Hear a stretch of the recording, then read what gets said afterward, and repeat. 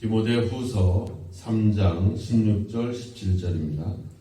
모든 성경은 하나님의 감동으로 된 것으로 교훈과 책망과 바르게 함과 의로 교육하기에 유익하니 이는 하나님의 사람으로 온전하게 하며 모든 선한 일을 행할 능력을 갖추게 하려 함이라. 아멘. 우리가 성경을 보면 알다시피 이스라엘의 교육은 항상 하나님의 중심의 교육이었습니다.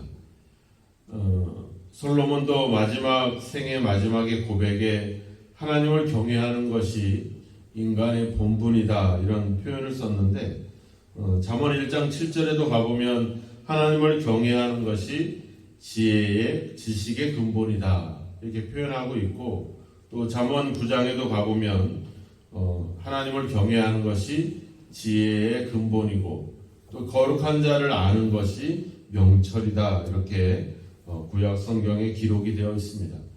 그래서 이 구약 성경은 이스라엘 교육의 가장 핵심이었고 또 그들이 항상 했던 교육 중에 하나였습니다. 또 이스라엘 교육의 특징은 바로 부모를 통해서 교육이 이루어졌다라고 하는 사실입니다. 우리나라도 예전에 밥상 교육이다 이런 밥상머리 교육이다 이런 얘기를 했죠. 그래서 밥상에서 부모가 여러 가지 우리 자녀들에게 여러 가지 가르침을 주기도 했었는데 마치 하나의 부모가 어떤 교육의 중심을 이루는 것, 즉 가정이 하나의 교육의 중심이 되는 것, 이거 너무나도 중요하죠. 오늘날 우리나라는 이 점을 놓쳤죠. 가정이 하나의 어떤 교육과 어떤 인성을 갖추는 것의 중심이 아니라 그냥 하나의 어떤 그냥 쉬는 공간, 가족들이 어떻게 보면 서로의 어떤 삶을 나누는 그런 관계가 아니라 서로 돈벌이가 되고 그것이 우선시되는, 지금은 교육이 전부 다 국가에게 다 미뤄지고 있죠.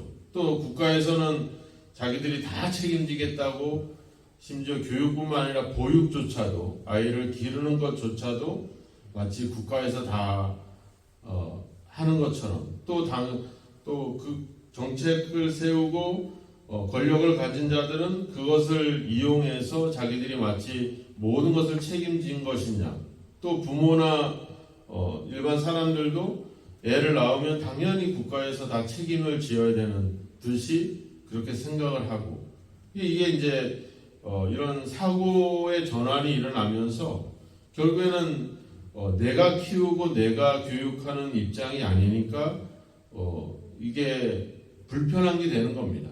오히려 아이를 낳는 것이 내 인생에 어떻게 보면 오히려 걸림이 되는 거예요. 내가 하나의 뭔가를 내 자녀를 낳는 게 아니라 뭔가를 생산해 가는 이런 체제로 가게 되니까 결국에는 우리나라가 점점 출산율도 그리고 또 이런 교육에 대한 문제도 계속 발생이 되죠. 내 아이가 중요하다 보니까 가르치는 교사들의 권리는 이제 추락하게 되고 그거보다 우리 아이들의 인권이나 아이들의 그런 어떤 가치가 더 높아지는 그런 어떤 여러 가지 좀 우리나라 현재 교육에는 너무나도 문제가 많이 있는 것 같습니다. 우리 신앙의 교육도 그렇습니다. 신앙의 교육도 어떻게 보면 우리가 교회라든지 이런 어떤 외부의 어떤 자꾸 의존하는 그런 경향들이 있죠. 실제로 신앙이라고 하는 것은 부모가 삶 속에서 우리 자녀들에게 그 말씀을 가지고 살아가는 그 삶을 보여줘야 된다라고 하는 거죠. 그것을 보여주고 우리 아이들이 부모를 통해서 하나님의 사랑과 은혜와 이런 것들을 간접적으로 경험을 해야 되거든요. 가정이라고 하는 것이 하나의 천국을 간접적으로 경험할 수 있는 그런 공간들이 돼야 되는데 오늘날 그런 것들이 점점 소멸되고 있다 보니까 이 믿음의 계보가 이어가지 못하죠. 우리가 디모데후서 1장 5절에도 보면 나와 있잖아요. 내 외조모 로이스와 내 어머니 유니기 속에 있더니 이제 내 속에도 있는 줄을 확신하노라. 그러니까 할머니와 어머니와 그 자녀를 통해서 계속 이어져 가는 것. 그래서 디모데후서 1장 3절에서도 청결한 양심으로 조상적부터 섬겨오는 하나님께 감사하다. 우리가 이스라엘을 오늘날도 이스라엘이 하마스와 전쟁을 일어날 때 수많은 나라들이 다 이스라엘을 지지한다 하면서 막 군인 군사를 보내기도 하고 막 그렇게 같이 막 협력을 적극적으로 해주잖아요. 그러니까 이스라엘은 어떻게 보면 그들이 오랜 동안의 그런 신앙과 교육이 전 세계적인 어떤 정치나 교육이나 또 아니면 경제나 이런 것들을 좌지우지하는 그런 영향력 속에 있었던 이유 중에 하나도 이런 교육의 어떤 그런 밑받침이 있지 않나 하는 생각들을 갖게 됩니다. 바로 그런데 문제가 하나 있죠. 이제 그들은 이런 교육 속에서 결국은 하나님의 율법에 대한 의, 즉 자기들이 율법을 순종하고 계명을 지키는 어떤 그런 인간의 행위가 그런 자기가 만들어낸 의가 자기들을 구원해낸다 이런 생각들이 있었어요. 그러니까 지금도 팔레스타인이나 이런 중동과 이스라엘이 계속 싸우는 이유 중에 하나는 바로 그들이 가지고 있는 그런 율법주의 때문에 그렇죠. 율법주의의 핵심은 뭐예요? 지키면 복을 받고 안 지키면 벌을 받습니다. 모세가 얘기했던 것처럼 이는 이로 눈은 눈으로 이게 율법이거든요. 받은 대로 갚아주는 것, 내가 행한 대로 보답해주는 것, 이것이 그들이 갖고 있는 율법주의인데, 그러니까 내가 보복을 당하고 내가 억울함을 당하고 공격을 당하면 또 공격을 하는 거예요. 우리나라는 그런 걸 잘 못하죠. 북한이 막 옛날에 막 영평도 공격하고 막 도발을 할 때 우리는 글로 향해서 못 쏘잖아요, 그죠? 그 왜 그러냐면은 우리 이 대한민국 국민성 자체가 막 싸우고 이러잖아요. 일본이 막 쳐들어와서 막 임진왜란 때나 일제시대 때 우리나라를 공격하지만 우리가 가서 공격하진 않잖아요. 우리는 방어를 하죠. 그러니까 우리 한국 사람들이 갖고 있는 인성은 이런 율법보다는 정을 나누고 사랑을 나누는 이런 성품들을 갖고 있어요. 근데 이스라엘은 율법으로 무장되어 있기 때문에 아닌 건 아니고 이는 이로 눈은 눈으로 갚는 것이 그들의 근성들이죠. 그런데 그들의 구원에 문제가 생기는 거죠. 그런데 이제 하나님이 예수님을 통해서 그래서 로마서 3장 21절에 가보면 율법 외에 하나님의 의가 나타났는데 바로 그것은 예수 그리스도를 믿음으로 말미암은 의다 이렇게 얘기하죠. 그래서 사도 바울이 율법으로 인해서 구원받을 수 있는 것이 아니라 이제는 예수 그리스도를 믿음으로 구원받는다라고 하는 사실을 로마서에서 이야기를 해주죠. 바로 율법으로 사로잡혀 있던 디모데가 바울을 만나서 이제 예수 그리스도를 영접하고 이제 복음의 일꾼이 된 것, 그것은 바로 그 예수 그리스도에 대한 믿음으로 말미암아 이루어졌다는 겁니다. 바로 그 예수 그리스도에 대한 믿음, 그것이 뭐를 보게 하냐면 성경을 보게 한다는 겁니다. 우리가 하나님이 천지를 창조하셨는데 믿으시죠? 네. 그게 어디에 기록이 되어 있냐면 성경에 기록이 되어 있어요. 근데 그 하나님이 천지를 창조했다라고 하는 것을 우리가 성경을 통해서 알게 된 게 아니라 뭐예요? 믿음을 통해서 그걸 받아들이게 되는 거죠. 믿음이 없는 사람들은 그걸 받아들일 수가 없죠. 우리가 막 예수님이 오셔서 우리를 위해서 죽으셨어. 그리고 우리는 그 예수님을 믿으면 구원을 받아. 다른 걸로 구원받는 게 아니라 예수님을 믿어야지 구원을 받아. 근데 예수를 믿는 사람들은 다 구원을 받아요. 때로는 죄를 짓고 때로는 범죄를 했어도 예수님에 대한 믿음을 가지면 구원을 받습니다. 십자가에서 못 박힌 강도도 예수님을 영접했을 때 그날로 낙원으로 들어가는 겁니다. 이걸 사람들한테 얘기하면 믿겠어요? 믿지 않죠. 공을 세우고 덕을 세우고 착한 일을 하고 기부도 많이 하고 모든 선한 일, 선행을 해야지 그래도 구원받는 거 아니냐. 저렇게 제멋대로 사는데 어떻게 예수 믿었다고 구원을 받을 수 있는, 성경의 기록을 믿을 수가 없어요. 근데 우리는 믿어요. 왜?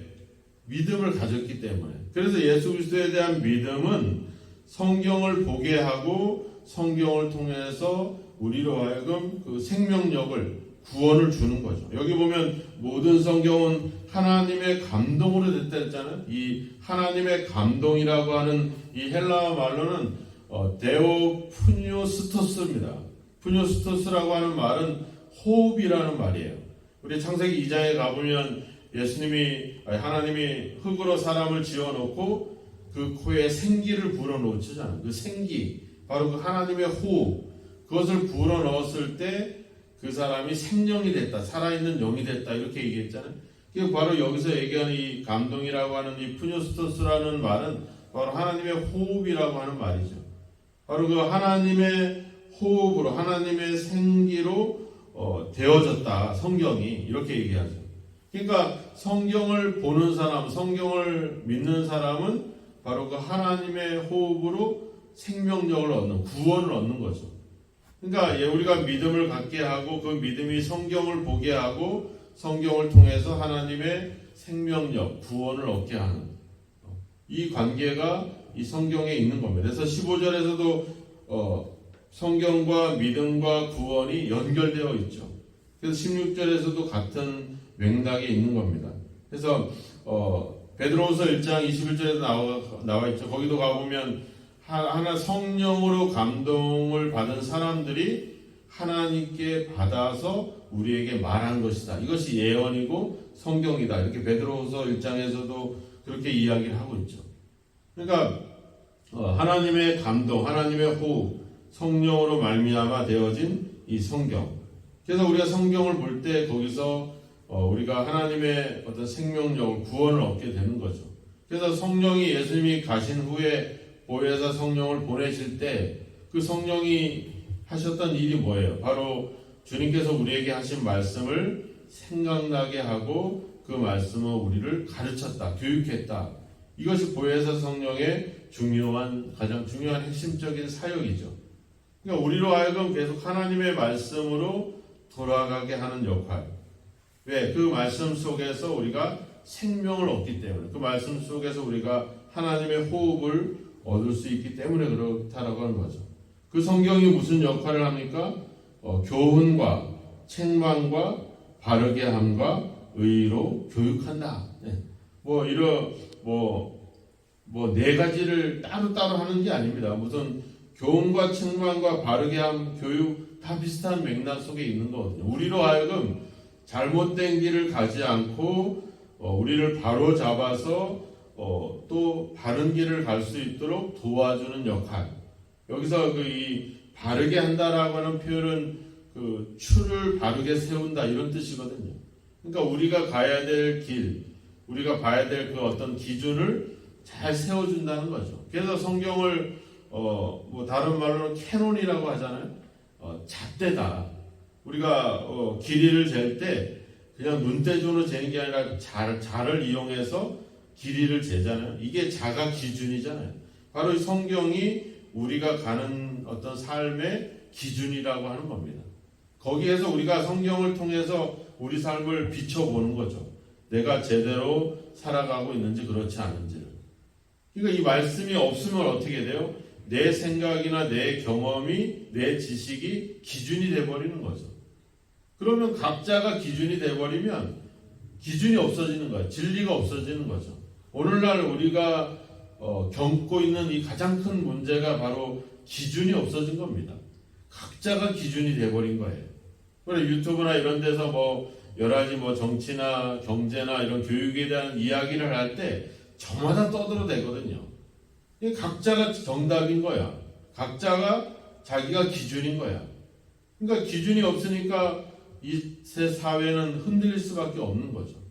교회가 성경이 기준인데 성경이 우리의 하나의 추인데 이 추가 바르지 이 성경을 멀리하고 가까이 안 하게 되니까 교회는 우리의 신앙은 흔들릴 수밖에 없죠. 자기 생각대로 자기 판단대로 하고 교회 안에서도 이야기를 할 때 성경을 중심으로 말하지 않고 자기 생각이나 자기 경험대로 얘기하면 거기서는 갈등과 다툼밖에 일어날 수가 없죠. 거기서 무슨 일을 해낼 수 있겠습니까?